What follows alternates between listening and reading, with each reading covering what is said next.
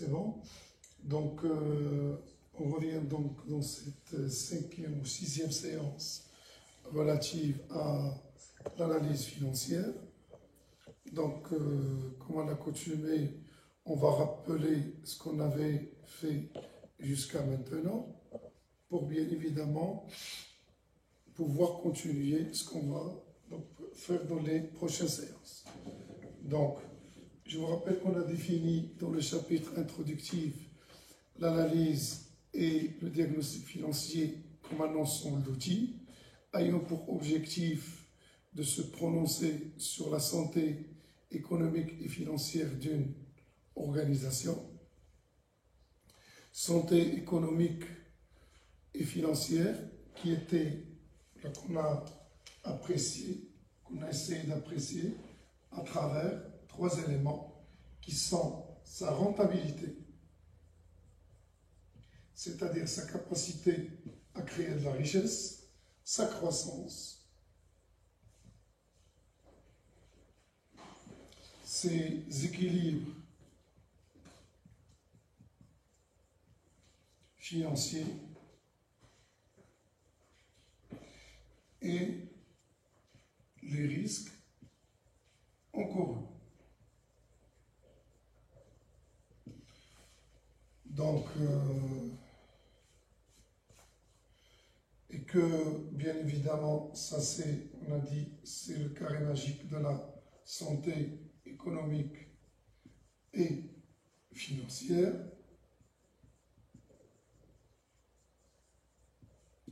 Donc, qu'est-ce qu'on avait dit aussi? On avait dit que nous, dans la démarche, ou la plupart des auteurs dans les démarches, donc, il y a certains auteurs qui ont une approche particulière, qui démarrent par la rentabilité, passent à l'analyse de la croissance, puis les équilibres, puis donc les risques financiers. Mais dans la démarche classique, étant donné qu'on va utiliser à l'analyse de la rentabilité des aspects relatifs aux équilibres, donc on va démarrer par les états de synthèse. C'est-à-dire que nous devons analyser dans un premier temps la situation patrimoniale, c'est-à-dire le bilan. Dans un deuxième temps, la performance et la rentabilité. Et dans un deuxième temps, troisième temps, je m'excuse, la situation financière.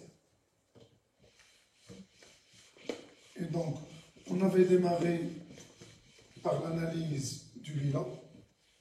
Et une fois je termine donc l'analyse de la rentabilité, je vais revenir en arrière pour détailler certains aspects très importants de l'analyse du bilan. Donc on a dit que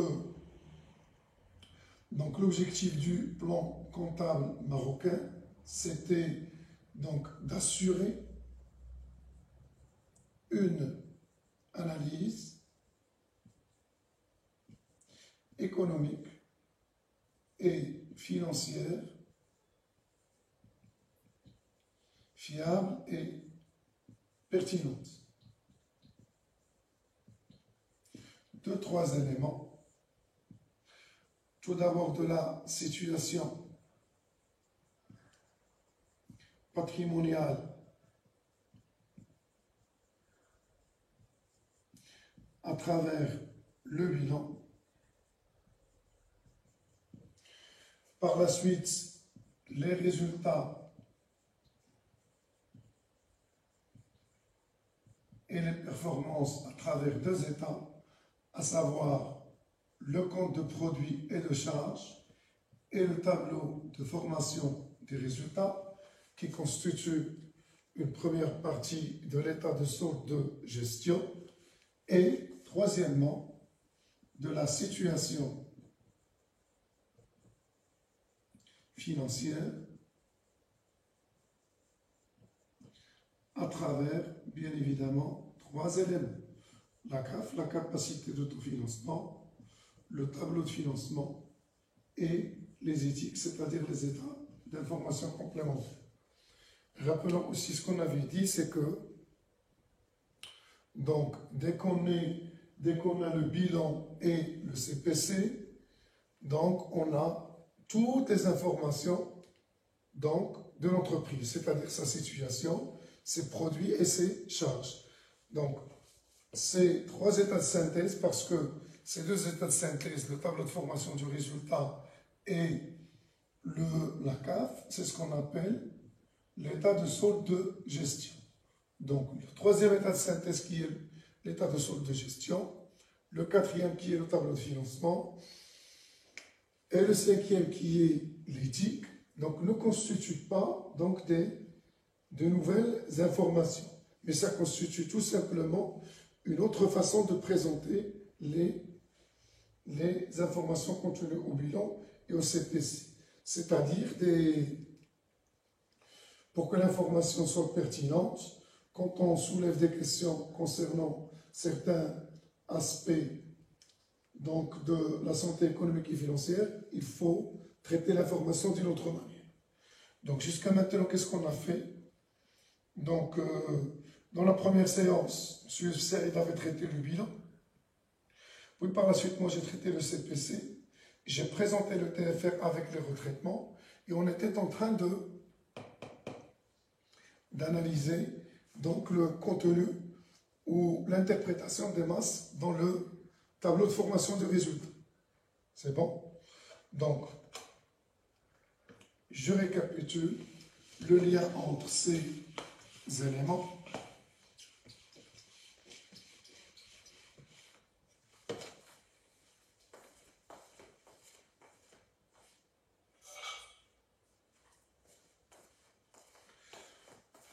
Donc, on avait dit que la conception des états de synthèse, donc, la conception des états de synthèse, donc, dans le plan comptable marocain, suit donc une logique à 4 dimensions. Donc, il suit la logique du flashback. Ça veut dire qu'on va revenir en arrière pour expliquer donc, certaines informations, certains faits, à chaque fois que le lecteur des états de synthèse donc, se pose des questions concernant certains volumes. Puis par la suite, on a dit qu'on va passer d'une analyse donc, du macroscope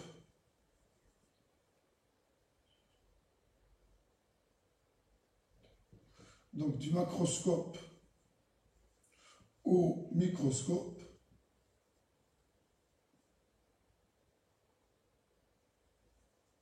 c'est-à-dire qu'on va à chaque fois que c'est possible détailler l'analyse, et puis on a dit qu'on va passer du vertical qui est synthétique à l'horizontal pour offrir une autre visibilité. Et finalement, donc, on a dit que on va passer de l'analyse de situation, donc de la situation au flux, tout en insistant que pour bien comprendre le flux, la situation, il faut comprendre les flux. Une situation, son fait générateur, ce sont des flux. Donc ça, c'est la conception des états de synthèse.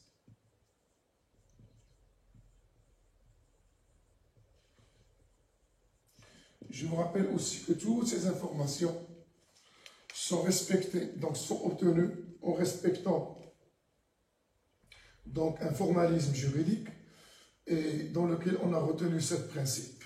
Ces 7 principes, donc ce sont des principes donc, généraux de ce qu'on appelle aujourd'hui en finance l'école franco-germanique, et donc qui ne retient pas un principe très important dans l'analyse financière, qui est un principe anglo-saxon, donc, et qui est le principe de la prééminence de la réalité économique sur l'apparence juridique.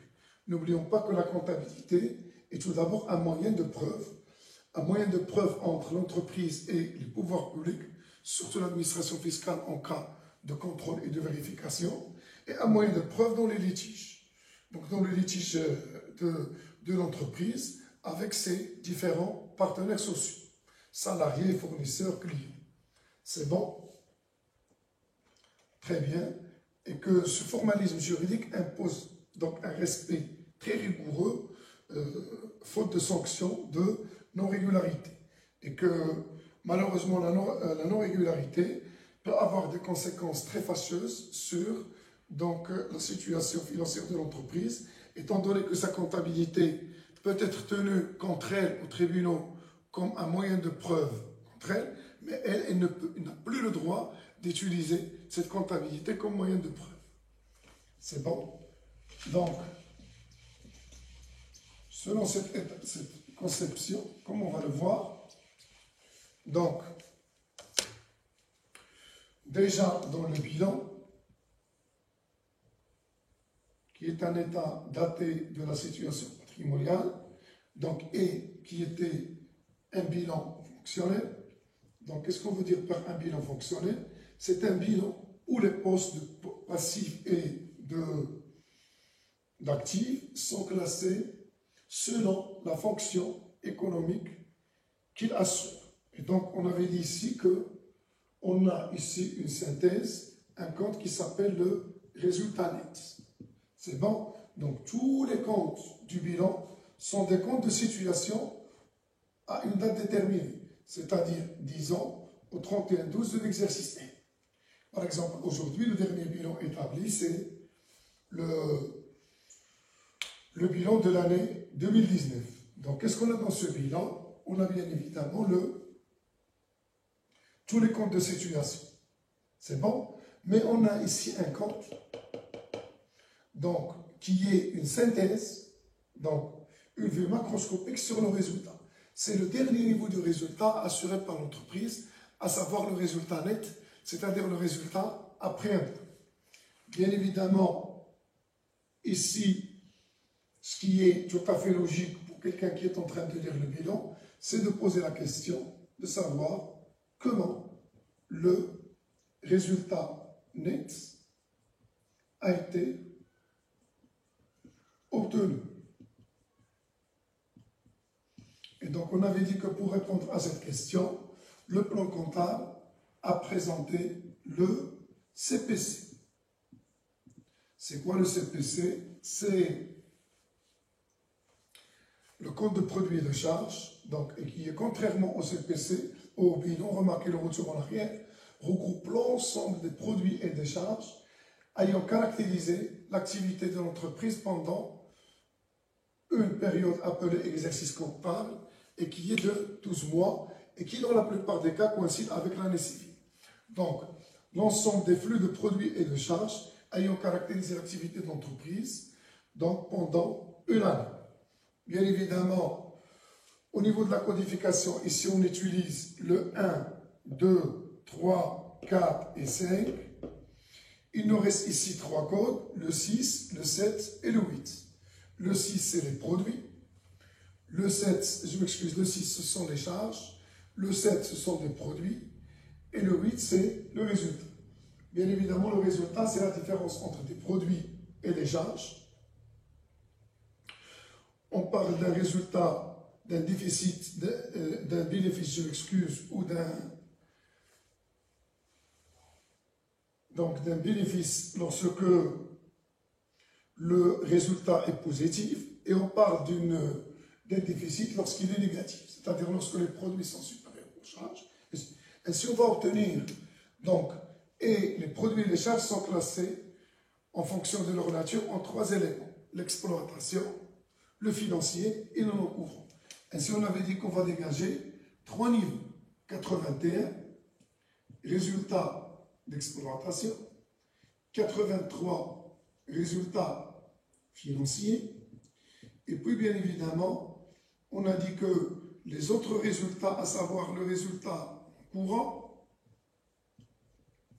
et le résultat net, on ne va pas les prendre en considération, étant donné que le résultat non courant est impacté par des phénomènes anormaux et exceptionnels, et que le résultat net est impacté par l'impôt sur le résultat, qui donne une idée sur donc, la politique fiscale du pays d'accueil. Donc, reste donc à retraiter ces 2 résultats. Très bien. Donc, pour savoir comment on a obtenu cette performance, on va tout d'abord nous focaliser sur le résultat d'exploitation et par la suite le résultat financier sera traité par la suite. Donc, lorsqu'on va analyser dans le troisième thème la situation financière. Donc, de la même façon, on avait posé ici une question. On a zoomé, c'est-à-dire on s'est focalisé sur ce résultat et on pose la question suivante. Comment le résultat d'exploitation a été obtenu? Et donc, pour répondre à cette question, le législateur nous présente un tableau. C'est une analyse d'exploitation qu'on appelle le tableau de formation de résultats, dont l'objectif est d'expliquer au lecteur des résultats de synthèse comment l'entreprise a pu obtenir ce résultat d'exploitation. Donc, en calculant les éléments suivants, la marge brute, la production, la consommation intermédiaire, la valeur ajoutée et l'excédent brut d'exploitation avant de retrouver le résultat d'exploitation. C'est-à-dire on revient au niveau amont du résultat d'exploitation pour savoir quels sont les soldes qu'on a dégagés. Là aussi, on avait opéré pour les postes de produits et de charges 6 retraitements. Pourquoi? Parce que, encore une fois, donc, les principes comptables respectent des règles juridiques qui ne nous donnent pas notre vision, notamment, s'il vous plaît, la prééminence de la réalité économique sur l'apparence juridique. Deuxièmement, pour atteindre 2 objectifs, à savoir la mise en relief des coûts des facteurs de production, 1, et 2, pour avoir des résultats donc normés qui nous permettent de faire des analyses. N'oubliez pas que l'objectif par la suite de l'analyse de la rentabilité, c'est faire des comparaisons dans le temps et dans l'espace. C'est bon? Donc, on opérait, je vous le rappelle, 6 retraitements. On opérait le retraitement de la subvention d'exploitation, des achats de sous-traitance, de la redevance leasing, du personnel externe, des impôts et des taxes et du transport assuré par l'entreprise pour elle-même. Et donc, la dernière fois, on avait analysé la marge brute et on avait dit que c'est un solde qui ne concerne que les activités commerciales. C'est-à-dire qu'il peut concerner les entreprises commerciales ou les entreprises industrielles qui ont une branche de négoce, qui ont une petite activité ou une grande activité commerciale. Parce qu'il y a certaines entreprises qui font les 2 analyses en même temps. C'est bon? Et puis, on s'est arrêté au niveau de la production. Et je tiens à vous rappeler que la dernière fois, malheureusement, il y avait une coupure d'électricité, raison pour laquelle je vais reprendre ce qu'on avait dit à propos de la production. Donc, c'est quoi la production? La production, tout d'abord, c'est un agrégat qui ne peut concerner que les activités manufacturières, c'est-à-dire les entreprises qui vont transformer des matières premières pour vendre sur le marché des produits finis. Je vous rappelle là aussi que matière première aux produits finis, ce n'est pas le classement de nature qu'on a, nous, qu'on utilise dans notre langage courant, mais c'est un classement de destination. Ça veut dire quoi la destination? L'usage réservé à la matière ou à la substance dans le processus d'exploitation de l'entreprise. Ainsi, par exemple, pour une station d'essence, une société de distribution de carburant, donc l'essence, donc le gasoil, ce sont tout simplement des marchandises. Pourquoi? Parce que ce sont des substances qui sont achetées pour la revente. Donc, maintenant, ces mêmes articles sont pour une raffinerie des produits finis. Pourquoi? Parce que dans le raffinage, on achète du pétrole, on va, s'il vous plaît, le transformer pour obtenir du kérosène, de l'essence et d'autres produits. Donc, quand on dit matière première, matière et fourniture consommables et produit fini, ce n'est pas une distinction de nature en comptabilité. C'est une distinction de destination. L'usage qui est réservé à cette matière ou à cette substance ou à l'objet généralement dans le processus de production. Très bien. Donc c'est quoi la production? C'est un agrégat, comme on a dit, qui ne concerne que les activités industrielles avec 3 éléments. Je vous rappelle qu'on a ici le 712, vente de biens et services. On a le 713, variation de stock de biens produits. Et 714, immobilisation produite par l'entreprise pour elle-même. C'est bon? Donc, grosso modo, c'est comme si on a ici la production vendue, la production stockée et la production immobilisée. Une entreprise peut garder pour elle-même une partie donc, de sa production pour l'utiliser de manière durable. C'est bon? Donc très bien. Et on avait dit que la production est un agrégat qui concerne bien évidemment la dimension de l'entreprise, mais attention, on doit ici analyser le deuxième poste, c'est-à-dire la variation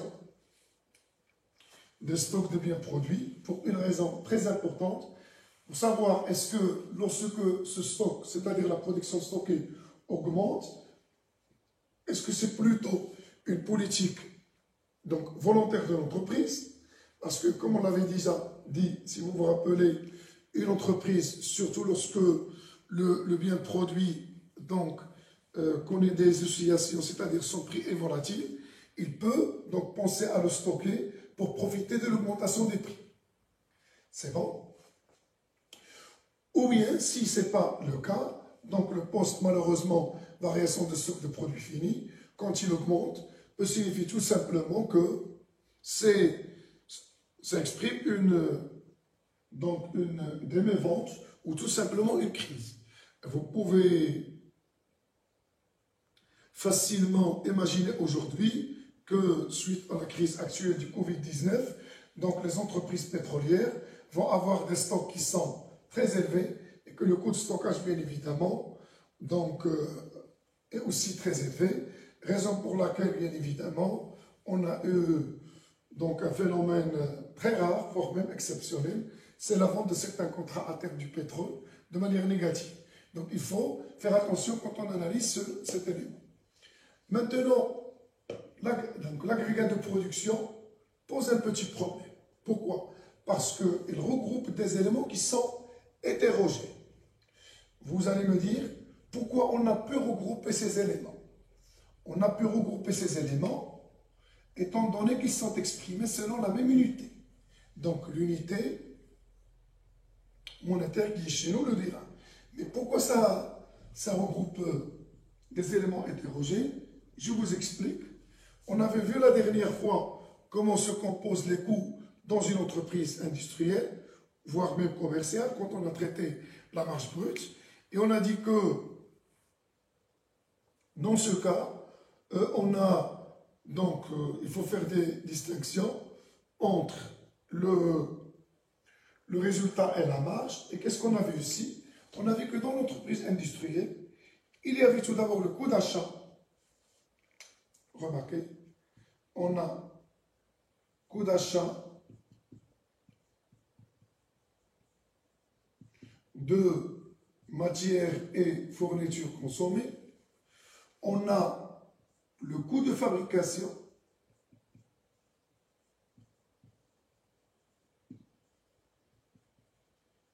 Ce qui nous donnera, si on totalise ici, le coût de production. Et auquel on ajoute bien évidemment le coût de distribution pour obtenir ici le coût de revient.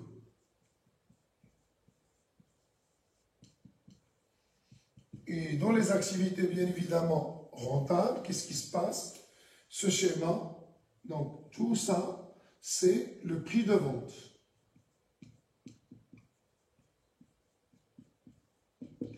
Et bien évidemment, là, vous avez le résultat qui est ici dans notre schéma, un bénéfice.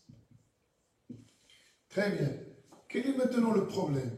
Donc, les deux dernières composantes, c'est-à-dire les produits, la production stockée et la production immobilisée, étant donné qu'ils n'ont pas été vendus, ils seront évalués au coût de production. Alors qu'ici, les ventes sont évaluées au prix de vente. Ça veut dire que ces deux éléments, les deux derniers éléments, n'intègrent pas ni le coût de distribution, puisqu'ils n'ont pas encore été distribués, parce que je vous rappelle, la notion de coût de revient n'intéresse que des produits livrés à la clientèle. Et que par conséquent, un produit qui reste chez l'entreprise, on ne doit pas lui imputer une partie des coûts de... On ne doit pas lui rattacher une partie du coût de production. Imputation ou affectation. Imputation lorsqu'il s'agit d'une charge indirecte et affectation lorsqu'il s'agit d'une charge directe. De toutes les façons, quand les articles entrent en stock ou lorsqu'ils restent en la propriété de l'entreprise, ils sont évalués uniquement au coût de production. Alors qu'ils sont, lorsqu'ils sont vendus, ils sont évalués au coût de revient. C'est bon? Au prix de vente. Et donc, on se retrouve avec une production qui est hétérogène et dont l'analyse peut poser un problème. Donc, comme on l'a dit, c'est un indicateur biaisé, c'est-à-dire qu'il comporte un biais, une imperfection. Donc, très bien. Je vous donne un exemple pour bien comprendre. Un exemple chiffré. C'est la partie que j'ai repris, parce que j'ai constaté, je l'ai traité la dernière fois, mais il n'a pas été donc diffusé. Donc remarquez, je donne un exemple très simple. Je donne ici, s'il vous plaît, la quantité, le prix unitaire et le montant. Remarquez, je donne ici le libellé, 711, vente de biens et services. Et puis 712, je m'excuse, ici 712, ici 713, variation de stock de biens produits. Remarquez, ici la quantité, ici le prix unitaire et ici le montant. Et donc je suppose ici que cette entreprise a produit donc 100 articles qu'il a vendus à 200 dirhams et donc il a ici 20 000 et qu'il a stocké 200 articles dont le coût de production est de 100 et donc il a ici 20 000. Bien évidemment, remarquez au niveau du prix, le coût de production, la valeur coût de production est inférieur au prix de vente et donc donné qu'il n'intègre ni le coût de distribution ni le résultat. Très bien. Je passe maintenant au totaux. J'ai ici le prix unitaire, on n'a pas besoin, sinon c'est pour calculer une moyenne. J'ai ici une quantité de 300 et une valeur de 40 000. Très bien. Maintenant, je peux poser une question très simple. Quelle est la part de chaque composante de la production dans la production totale?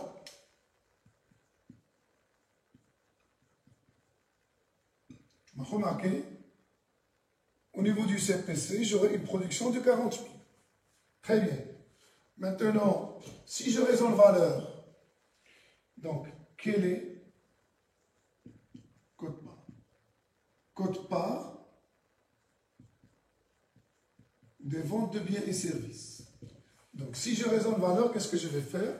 Je vais faire 20 000 sur 40 000 fois 100, ce qui donnera 50%. Donc, je vais en conclure que mes ventes représentent 50% de ma production. Mais maintenant, si je veux raisonner, remarquez, valeur, si je veux raisonner maintenant quantité, qu'est-ce que je vais faire? Quelle est la quote-part des ventes de biens et services? Remarquez, 100 articles dans 300. Donc ça va faire 100 divisé par 300, ce qui va donner 33,3%. Donc remarquez, il y a à peu près une différence de 17%. Ça veut dire qu'ici, au niveau valeur, ça représente la moitié. Ici, ça ne représente que les 2 tiers. Je m'excuse, que le 1 tiers. C'est bon? Donc, comment on va dépasser, s'il vous plaît, ça? Donc, on doit, s'il vous plaît, donc, soit revenir pour quantifier tout à la même valeur. Sinon, tout simplement, quand on veut analyser la production, il faut tout simplement l'analyser sur le plan en termes quantitatifs, c'est-à-dire en termes de quantité et jamais en termes de valeur. C'est bon?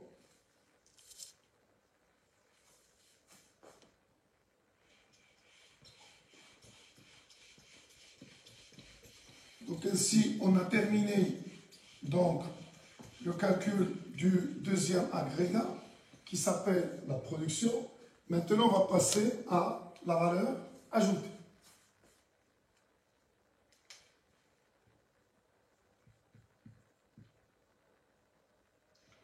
Je vous rappelle, s'il vous plaît, tout d'abord, avant d'attaquer la valeur ajoutée, un élément essentiel à son calcul, c'est la consommation de l'exercice. Donc, la consommation de l'exercice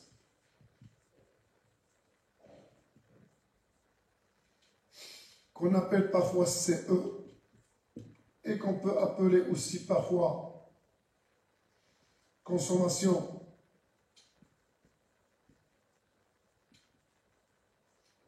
intermédiaire,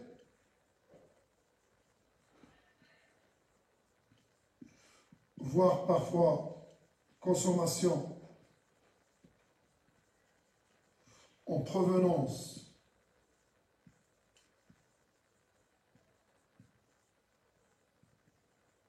des tiers, c'est tout ce que l'entreprise consomme de l'extérieur. En fait, il regroupe 2 grands éléments. Il regroupe, s'il vous plaît, le poste 612 qui comporte les achats consommés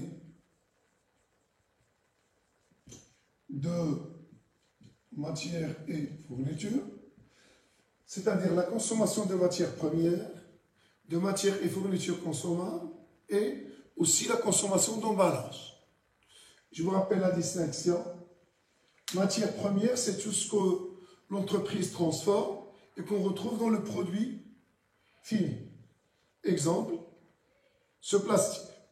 Il a été consommé par l'entreprise et on le retrouve sous une forme plus ou moins élaborée dans le produit fini. Maintenant, les matières consommées, c'est les matières qui sont perdues. Donc, dans le processus de production, soit après un premier usage comme les lessives, soit après plusieurs utilisations, comme par exemple les huiles des moteurs, qu'on va utiliser pendant un certain temps, mais qu'on va, s'il vous plaît, évacuer. différence fondamentale est simple. La matière première, on va toujours la retrouver dans le produit fini sous une forme plus ou moins évoluée, mais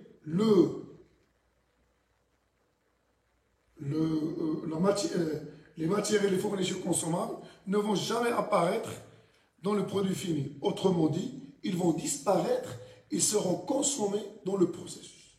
Consommés dans le sens physique du terme, c'est-à-dire la consommation qui implique la destruction.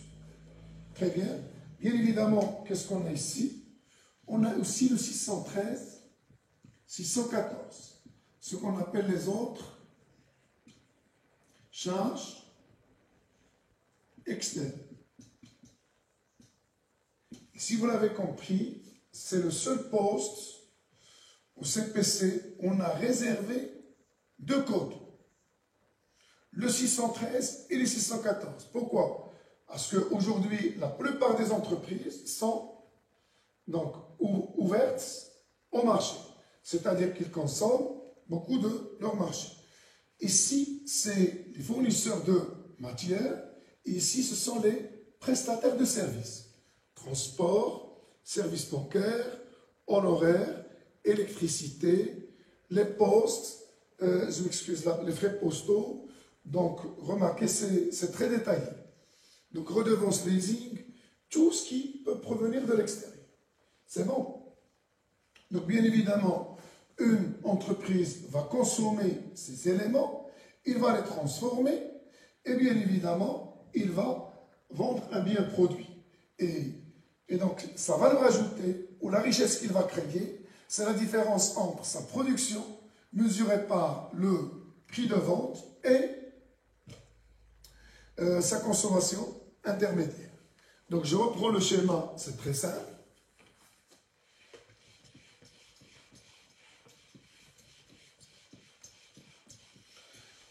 Maintenant, une fois on a défini ça, remarquez, qu'est-ce que j'ai?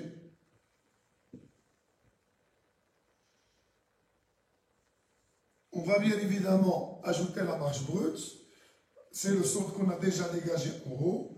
N'oubliez pas que dans le TFR, on calcule des soldes intermédiaires de gestion en cascade, c'est-à-dire les uns après les autres.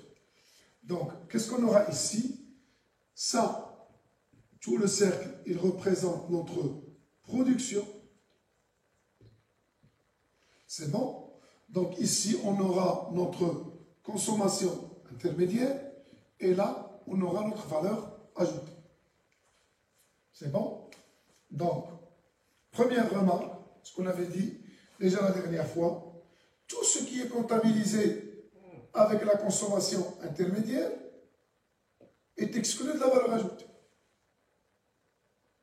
Parce que ces deux ensembles sont mutuellement exclusifs. Pourquoi? Pour deux raisons. Première raison, ils n'ont pas d'intersection. Deuxième raison, leur réunion nous donne la totalité de la production. Et donc, quand vous avez ces deux propositions de ce ensemble, c'est-à-dire que lorsque A inter B est égal à l'ensemble vide, il n'y a pas d'élément qui est là, il est là. Deux, lorsque vous les regroupez, vous trouvez l'ensemble de considérations, il devient mutuellement exclusif. Ça veut dire être là, ça veut dire automatiquement en dehors là. Et on peut, bien évidemment, procéder par ce qu'on appelle une définition par négation. Ça veut dire quoi? Définir la consommation intermédiaire par tout ce qui est en valeur ajoutée ou inversement. Très bien. Maintenant, je vous rappelle le calcul. Comment on calcule notre valeur ajoutée? C'est la marge brute qu'on avait déjà calculée, MB, plus la production qu'on a traitée dans notre cas, qui comporte et la production vendue, et la production stockée, et la production immobilisée, moins la consommation externe ou la consommation intermédiaire. Moi, je préfère dire consommation intermédiaire ou la consommation de l'exercice. Et donc, on a notre valeur ajoutée. Très bien. Donc, prêtez-moi votre attention. L'analyse de la valeur ajoutée est extrêmement importante pour l'analyse financière, pour l'analyse financière, pour plusieurs raisons. Première raison, c'est le premier indicateur de la performance de l'entreprise. C'est l'objectif même de l'entreprise. Parce qu'on avait dit, si vous vous rappelez, que l'entreprise est une unité qui crée et qui répartit la richesse. C'est une unité de répartition et de création de richesse. C'est bon? Donc,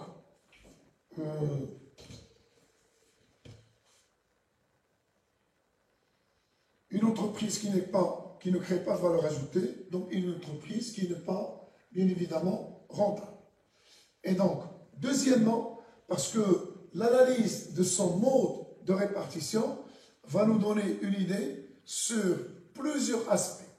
Donc, notamment sur la place occupée par chaque partenaire de l'entreprise, les différents partenaires, c'est-à-dire le personnel, le matériel, donc les dividendes, c'est-à-dire les actionnaires, les dirigeants sociaux, c'est-à-dire les jetons de présence, mais aussi parce qu'il peut nous renseigner sur le style de management et les différentes politiques menées par l'entreprise. C'est bon? Donc maintenant, tout d'abord, en règle générale, on utilise un taux qui est un ratio qui est très important, qui s'appelle le taux de transformation.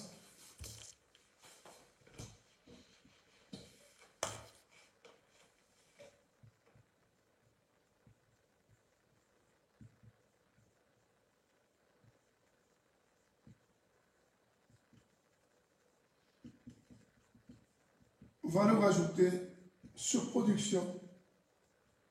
Voici. Bien évidemment, plus ce taux est important, donc il signifie que l'entreprise donc crée de la richesse. C'est un indicateur, bien évidemment, de son savoir-faire et de sa richesse. C'est bon? Donc de son expertise et tout ce que vous voulez. C'est bon? Donc maintenant, on va donner un schéma.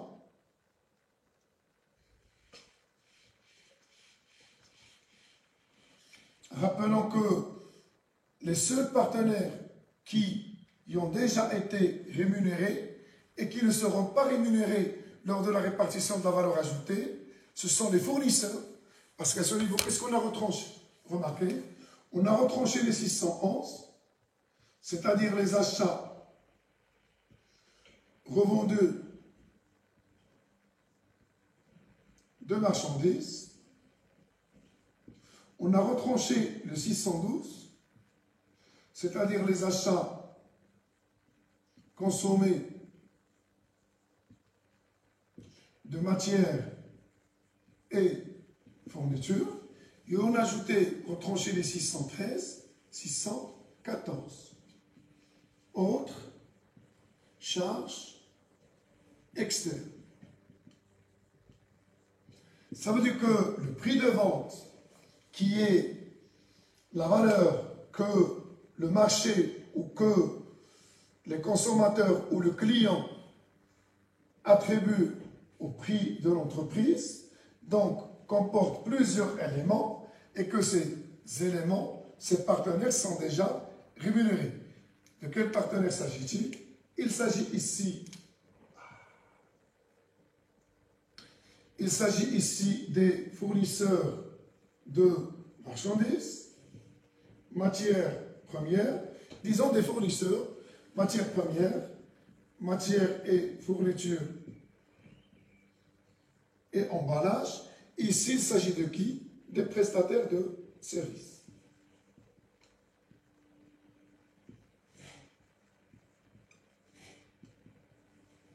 Donc, tout ce qui va suivre, le calcul qui va suivre, va nous montrer comment les différents autres partenaires vont prélever une partie de cette richesse. Donc, qu'est-ce qu'on va prélever dans un premier temps? Ce que prélèvent les collectivités locales, les impôts et les taxes. Nous, on a dit qu'on a éliminé ce poste parce qu'on a fait l'hypothèse qu'on est dans une économie libérale où les collectivités n'interviennent pas. Deuxièmement, le premier à prélever de cette richesse, c'est le personnel. Donc c'est la raison pour laquelle on va retrancher le 617 charges de personnel. Puis on va prélever, après le 617, le 618, les dirigeants, le risque, c'est-à-dire les ventes sur créances, les recouvrants. Puis par la suite, on éliminera le 619, c'est-à-dire la contribution du matériel. Puis par la suite, le 631, ou si on reste dans le 619, dotation aux provisions, le risque, donc une rétribution du risque, une couverture de risque. Et par la suite, le 631, on a les porteurs de capitaux, les prêteurs. Et puis, bien évidemment, l'État à travers l'IS. Ce qui reste après l'IS, ce sont les actionnaires dans le résultat. Et bien évidemment, l'entreprise sous forme de réserve d'autofinancement. C'est bon. Donc, remarquez.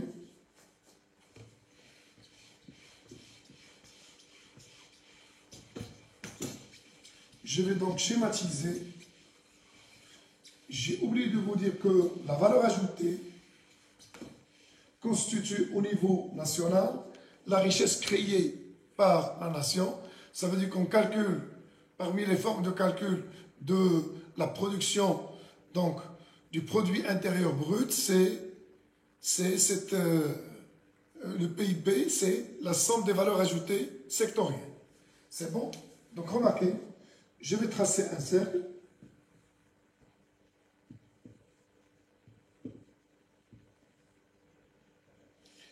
Et je vais retrancher les différents partenaires de l'entreprise. Donc ici, tout d'abord, le personnel. Donc, remarquez, charge de personnel. Par la suite, on a les impôts et les taxes. Donc remarquez, en fait, il fallait commencer par impôts et taxes, puisque si on veut suivre l'ordre des comptes, c'est le poste 616. Impôts et taxes, remarquez, je vous rappelle que le poste 615 n'existe pas. Et donc on a 616, 617, 18 et 19. 616, les impôts et les taxes. On avait dit que ce ne sont pas les impôts sur les résultats. Ce sont des impôts qui ne dépendent pas des résultats de l'entreprise. Ce sont des impôts d'existence, tels que l'impôt professionnel ou l'impôt sur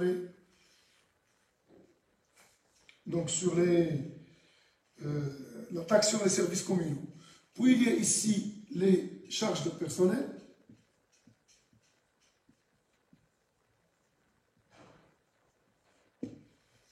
Donc, après les charges de personnel, on a le 618. On va, s'il vous plaît, prendre uniquement les dirigeants sociaux.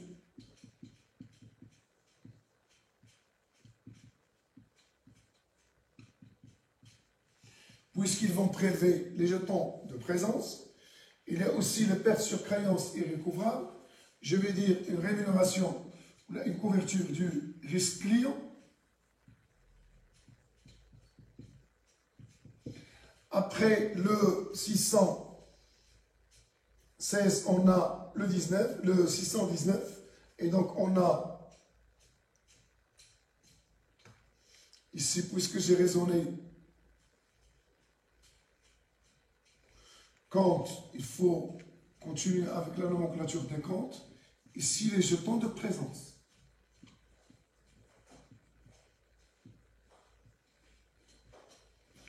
Ici, le risque client, c'est un compte qui s'intitule perte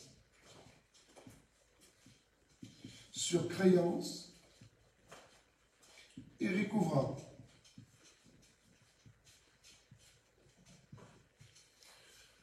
Puis donc on passe au 619, dotation aux amortissements.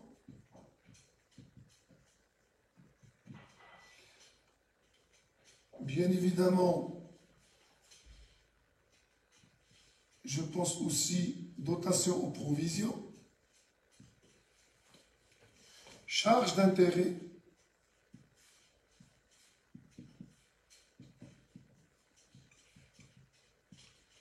Donc, après les charges d'intérêt, on a l'impôt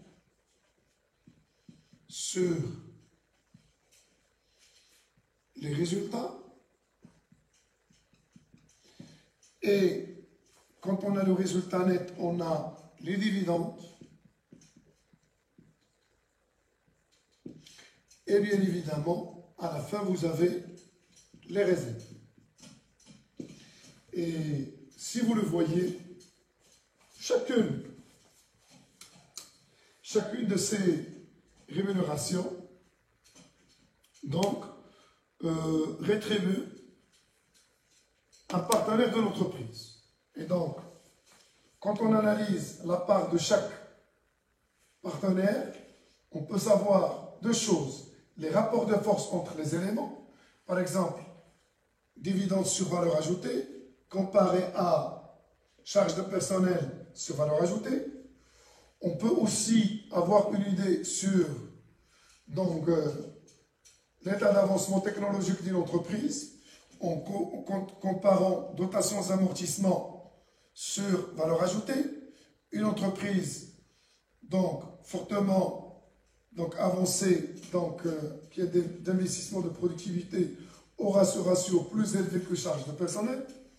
Exemple, si vous comparez une entreprise de textile en Turquie par rapport à une autre entreprise au Maroc, on va trouver qu'au Maroc, on a plus de personnel sur la valeur ajoutée que les dotations d'amortissement. Et ça veut dire que, tout simplement, que l'entreprise marocaine est fondée sur une utilisation massive des charges du personnel, c'est-à-dire de la main-d'œuvre, alors qu'ici, c'est une entreprise qui utilise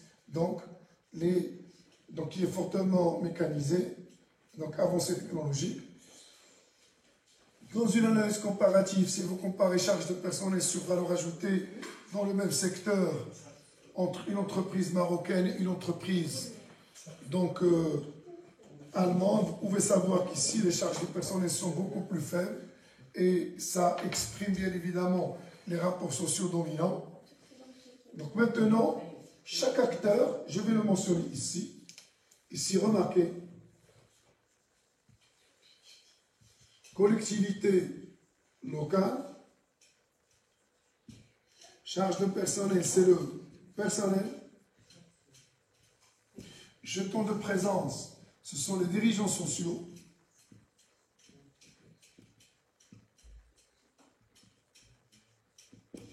les pertes sur créance, c'est le portefeuille client.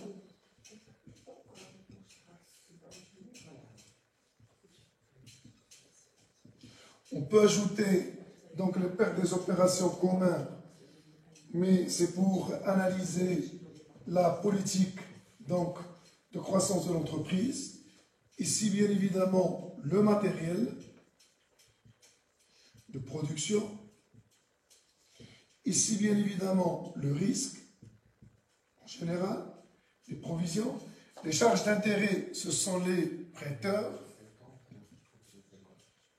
L'impôt sur les... c'est l'État ou le pouvoir central. Et les dividendes, vous avez les actionnaires.